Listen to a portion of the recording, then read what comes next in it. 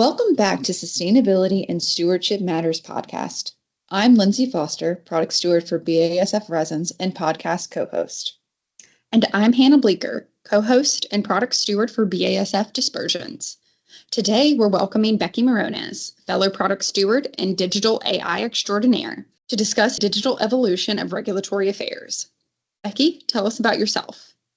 Hello, thank you, Lindsey and Hannah, for having me with you all here today. I am so excited to talk about how product stewardship and AI fit together. I am a senior product steward here at BASF for chemical intermediates. And prior to my time at BASF, I worked at IBM. And while I was there, I was awarded 12 patents, 3 of which are around machine learning and data analytics. Thanks, Becky. Your experience is impressive, and you're the perfect guest to tackle this topic. To kick things off, let's level set. This podcast episode is not about whether artificial intelligence should or if it will be regulated. It's about how artificial intelligence and digital tools are transforming the chemical industry, in particular stewardship and regulatory affairs. Agreed. While the regulation of AI is a worthwhile topic for discussion, it's not our focus for today. I'd like to start our conversation today by distinguishing the difference between two buzzwords, artificial intelligence and digitalization. These terms are often used interchangeably. However, they are very different. That's such a great point, Lindsey. Digital tools are typically your software applications designed to perform specific tasks. These can be things such as Power BI or Power Apps that help you to digitalize a spreadsheet that you use, get you a lot better viewing of that data. Where AI is actually simulating human intelligence, it can learn from the data and it makes decisions from it. So it's a lot different when you talk about AI versus digitalization. Good point, and both are used heavily within BASF. But to elaborate on BASF's AI journey, really this began a decade ago. Recently, though, we've noticed a broad implementation of digital tools and AI within many groups at BASF and the overall chemical industry. This includes the use of chatbots and Microsoft Copilot. Becky, can you highlight your experience and what you've seen with AI implementation, especially in regulatory? Sure. Here at BASF, we are currently looking into AI for reviewing regulations. The internal tools are being developed and designed to do a red line comparison of regulations for new revisions. And it can also provide a summary of these changes as well. Some of our production sites have developed tools using AI that are currently helping with chemical processing. So this tool can allow new employees to become familiar with a process at a faster rate and a much safer rate. And I myself am playing around with agents for building a better onboarding experience for someone coming into our regulatory world so they can get caught up a lot faster. Externally, a lot of companies and regulators are using it for systematic review. So they're developing these AI tools to help facilitate literature research, inventory, and evaluating the data that it's finding. Currently, these systematic reviews still have subject matter experts reviewing the evaluation and data to ensure what they're finding is fitting for the substance the person is looking into. But EPA is using more digital tools such as their HERO database that can help find data for risk evaluations that they have internal access to. But EPA is also finding uses for AI to assist in responding to public comments. So while those are related more so to our work in AI, it's definitely being used also as well for researching and development. AI can see patterns we humans can't always see, so it's a perfect fit to help innovate. And using AI isn't the only way to help create efficiency and digitalize work. In a few weeks, I'll be speaking at the Product Stewardship Conference, or PSX, about leveraging digitalization for product stewardship and how you all can get involved in this, and we make it really easy to see. So come check out that presentation. Oh, I can't wait to see your talk and hear more about digitalization and product stewardship. And I think you highlight some interesting examples, and the variety really underscores the wide applications for AI, from enhancing existing features like red line comparisons to pattern recognition. And the pattern that I am noticing is that all of these tools you mentioned should increase output. That certainly aligns with how our internal stewardship teams are using digitalization and AI right now at BASF to work more efficiently. For instance, we are working to further automate the process of characterizing product risks, and I think there's also the potential to utilize AI for screening large data sets to automate risk determination and suggest mitigation strategies. Another potential example for AI usage in regulatory roles could be to evaluate the impact from new or modified regulations. We have digitalized screening tools right now, and the next phase would be to apply AI to further advance the evaluation process. Excellent points. These strategies can significantly enhance business value by boosting operational efficiency. Predictive analytics will be critical in future regulatory risk assessment and impact analysis processes. This is going to help us regulatory professionals identify trends and know when and where to act. Additionally, I've observed numerous instances where AI adoption is enhancing customer engagement and product deliveries through automated follow-ups, Gen AI assistance, and even inventory decision-making. BASF Dispersions and Resins is particularly focused on how teamwork can fuel digital transformation. They're fostering this transformation through the establishment of cross-functional teams, idea generation sessions, and knowledge sharing through initiatives across different regions. This collaborative approach ensures that the tools developed have the maximum impact on the business. However, we really should proceed with caution. While we're using AI to future-proof the chemical industry in regulatory screenings and modeling, we need to consider how digital transformation can be sustained. Since we're in a period of rapid growth and transformation, tools that are developed must continue to evolve, and teams are really necessary to support these changes or future adoptions. Becky, do you have any examples or best practices you can share on sustaining the tools we are also eagerly developing? Yes, absolutely. I think the one thing I would tell everyone is get involved as much as you can, right? We as product stewards and anyone listening to this in the regulatory world are all subject matter experts. So us getting involved in the prompting and using those tools to help ensure we are getting the best outcome and it's sustained for the long term. So taking time to build these agents and programs will be better down the road. You know, if something's built too quickly and it has a lot of missing information, it's not going to last. So with this digital age, everything stays so much online. And if something is put out there with incorrect information, it's going to remain there and it's going to cause hallucination. So building products that are robust and have human oversight are also definitely best practices I would like to share. So when developing these agents, the best place to start is always looking at repetitive tasks that you have that can't be digitalized, helping you to develop a better product. And human oversight is always a key. As I said, subject matter experts are definitely needed to be there. There are many examples where AI has actually made up court cases, completely made them up. So it was a generative court case. And a scientific paper was actually submitted and accepted. And then later down the road, they had to retract the entire thing due to AI having misinformation on a diagram as well as in the paper itself. Wow, I think you've highlighted some really important factors to consider regarding the use and development of AI. Let's discuss some more of these risks that everyone, especially regulatory professionals, should be aware of when using AI. And that one concern that you pointed out so far, which I find particularly significant, is the issue of hallucinations or, the belief in incorrect information, or AI's belief in incorrect information.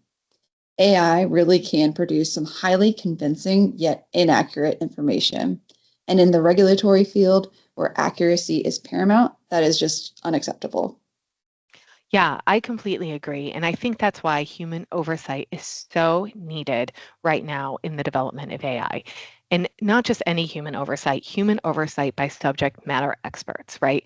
Responsible AI requires validating the outputs and understanding the limits and even understanding more about digital tools. So when we talk about AI, I always kind of like to refer to the TREAT method, which is trustworthy, robust, ethical, accountable, and transparent. So it's talking about having that human oversight and being able to see where the data is coming from, right? Like it will give you links now, but this is more in depth. And as a subject matter expert, it'll be great at picking up those aspects. So there is an instance where I know people have asked it sort of fees associated with PMNs and other registrations aspects within EPA. And because there's so much other old information out there, including presentations that people have given in the past, or just information out there, AI picks up this information and can include with it.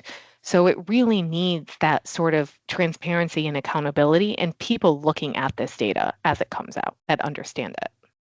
You've highlighted a really important point there, Becky. Validating data produced from AI is of the utmost importance. We cannot take out the human element required to support and verify the accuracy of the AI that we're using. This is in an effort to avoid sharing misinformation, which would ultimately be a business detractor.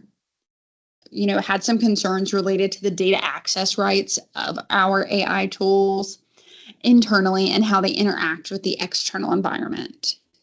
We've had recent examples where tools are built and then rendered obsolete as external sources limit AI usage through data access rights or limitations on data harvesting. Yeah, that's certainly a concern of mine too, and it aligns with our point earlier of the importance of developing robust tools with that human oversight to hopefully catch this before it happens. The potential for obsolescence also highlights how we should be selective in our use of digitalization and AI. Yes, agreed. And to bring up another cautionary tale, and something that's frequently raised, is the environmental impact of using AI. Data centers use massive amounts of energy, and cooling water concerns center around the sustainability of AI usage and how that can be offset. Yeah, that is correct, Hannah. AI, especially generative AI, so the ones that are creating presentations, images, text, even videos, use so much more energy than just asking it a question that it's just pulling data for. And the reason why it's doing that is it's actually using more computational processing power. So as processing power increases, this increases the heat, and therefore the data center will also require more cooling. Most cooling systems use water in data centers. So as you know, it's going to pull more water into the mix. And right now, while only 2% of all of energy usage goes to data center, they are estimating due to AI that there will be 21% of the global energy consumption by 2030. So this is actually going to be a huge jump that we're going to see. So there is going to have to be a lot of different aspects when it comes in there. So while AI is great, there's definitely a caution when it comes to the environmental impacts a lot of people aren't aware of and don't think of. Yeah, that 21% metric really hones in on the environmental impact of AI usage, making it noteworthy, especially as adoption of AI and digital tools increases. It's also important to understand that we're not the only ones embracing new tools. Third parties, such as data providers and even government entities such as EPA mentioned earlier and FDA, are evolving their operations in this direction. I was reading through some examples of how they're implementing AI and was reading about EPA's formation of an AI subcommittee and FDA's formation of an AI council. But Becky, can you give us the scoop on any of the AI or digital tools they're developing to improve decision-making for chemical reviews? Yeah, absolutely. We touched upon EPA's usage of AI in systematic review. And FDA has actually launched for their employees a program called ELSA, which is an internal tool to help them with efficiency. So it's actually able to compare drug labels, can help with clinical protocol reviews, but it's actually not trained on industry data. It's only on internal data that they currently have. And FDA also released draft guidance for the use of AI in regulatory decision-making for drugs and biological products, and also have authorized over 1,000 AI-enabled medical devices already. And ECHA in the EU is working with the European Food Safety Authority to explore AI applications for automating parts of the chemical risk assessment process. So the QSAR, Toolbox, Euclid, ReachIt, and ECHA are all more machine learning platforms that are used for generative AI and AI agents. So they already have a lot of the framework that they need to build a very robust system in the EU. It's very exciting, and I think these examples are intriguing and demonstrate how AI is being applied in the regulatory process, Becky. It seems evident to me that governmental agencies are increasing the use of technology to achieve their missions in a more timely manner. The draft guidance of AI in regulatory decision-making is particularly noteworthy as it could set a precedent for how AI can be used in the regulatory approval processes. And the collaboration between ECHA and EFSA reveals a dedication to proactively modernizing risk evaluation methods to provide more accurate and faster regulatory reviews, which I think the industry will value. Overall, it looks to me like the future of AI in regulatory fields holds promise not only for the regulatory agencies, governmental bodies, but also for the industry. To wrap us up, I'd like to reiterate that while AI and digitalization are great tools, not every application will be improved with AI or a digital tool. We need to use these tools in smart, mindful ways to ensure that we get the most out of them. Yeah, that's definitely right, Lindsey. I like to think of AI as an assistant to our day job, sort of not taking over our jobs. And so while AI could assist us, we still need to understand quite a bit, especially in our regulatory world, to make sure that we are giving those correct information and we don't put our companies or ourselves in any hot water. Exactly. It can add so much value and greatly enhance our role as product stewards. But while AI can help us with trends or spotting patterns, it's imperative that someone with expertise validates and interprets those results. And really, it's up to us to employ and use AI responsibly and sustainably and design tools keeping the user experience in mind. And with that, I'd like to thank you, Becky, for sharing your expertise.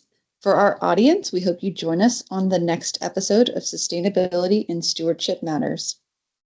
For those of you interested in more information on dispersions and resins, we have links available to our BASF website and provided contact details for our product stewardship team.